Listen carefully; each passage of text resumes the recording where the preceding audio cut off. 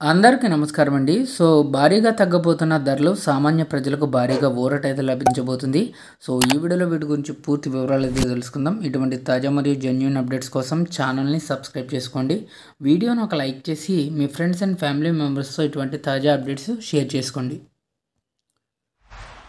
Good news. మరింత ధర తగ్గబోతున్న వస్తువు ధరలు అయితే ఒకసారి తెలుసుకుందాం. రాబోయే 2 నెలల్లో దేశంలో ద్రవ్యోల్బణం తగ్గుదలకు ఆశాజనకంగా ఉండవచ్చు. ఎస్బీఐ రీసెర్చ్ నివేదిక ప్రకారంగా బంగారం మినహా అన్ని వస్తువుల రిటైల్ ద్రవ్యోల్బణం రాబోయే 2 నెలల్లో 0 కంటే తక్కువగా ఉంటుందని అంచనా. ఇది భారతదేశంలో చాలా తక్కువ ద్రవ్యోల్బణ వాతావరణాన్ని ప్రతిబింబిస్తుంది. అక్టోబర్లో భారతదేశ సిపిఐ ద్రవ్యోల్బణం సంవత్సరానికి కేవలం 0.25%కి పడిపోయింది. ఇది ఇప్పటి వరకు అత్యల్ప స్థాయి. ఇది ప్రధానంగా ఆహారం, పానీయాల ధరల తగ్గుదల కారణంగా జరిగింది. ఇక కూరగాయలు, పప్పులు, సుగంధ ద్రవ్యాల ధరలు తగ్గుతూనే ఉన్నాయి. పండ్లు, నూనె, నెయ్యి ధరలు కూడా తగ్గాయి. అయితే బంగారం ధరలు పెరగడం వల్ల వ్యక్తిగత సంరక్షణ ఉత్పత్తుల ద్రవ్యోల్బణం 57.8% పెరిగింది.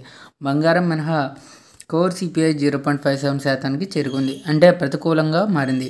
అక్టోబర్లో 4.33% వద్ద కోర్ సిపిఐ సెప్టెంబర్లో దాదాపుగా అలాగే ఉంది.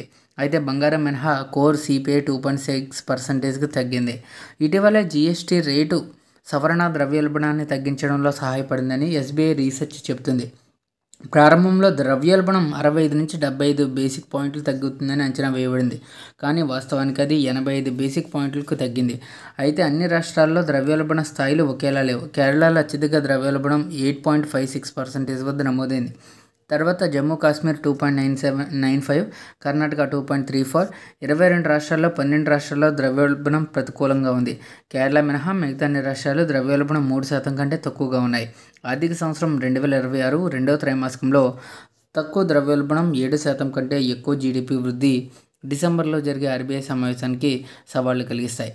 వృద్ధికి మద్దతు ఇవ్వడం, ద్రవ్యోల్బణాన్ని నియంత్రించడం మధ్య సమతుల్యతను సాధించడం ఆర్బీఐకి కష్టమని నివేదిక పేర్కొంది.